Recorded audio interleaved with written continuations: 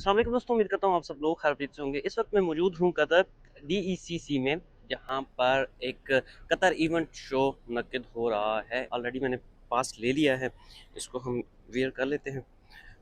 जी दोस्तों, तो एंट्री होते ही ऐसा महसूस हुआ कि एक दिलचस्प और रंगीन दुनिया में आप दाखिल हो चुके हैं, जहां पर इवेंट्स ऑर्गेनाइजर्स की बड़ी-बड़ी कंपनियां और उनके प्रोफेशनल्स, एक्सपर्ट्स मौजूद थे। पहले शुरू में तो मेरा कॉन्फिडेंस लेवल जो था वो थोड़ा-सा डल हो गया, लेकिन वहां पर उनकी मोटिवेशन और उनकी इनकरेजमेंट को देखते हुए मेरा कॉन्फिडेंस फिर से बहाल हो गया।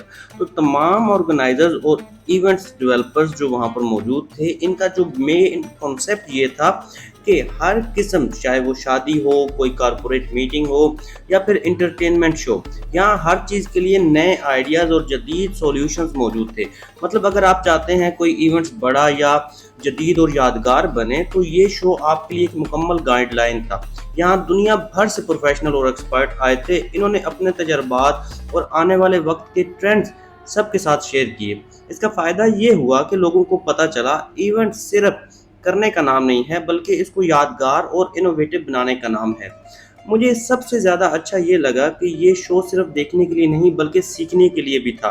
आप चाहें तो नया बिजनेस शुरू करने के लिए आइडियाज़ ले सकते हैं, या फिर अपने इवेंट को मज़ीद दिलचस्प बनाने के लिए नॉलेज हासिल कर सकते हैं। और हाँ, एक बात तो माननी पड़ेगी, कतर ने एक बार फिर साबित कर दिया कि वो सिर्फ बड़े इवेंट्स नहीं करता, बल्कि लोगों को ऐसे तजर्बात देता है जो बरसों तक याद रहते हैं।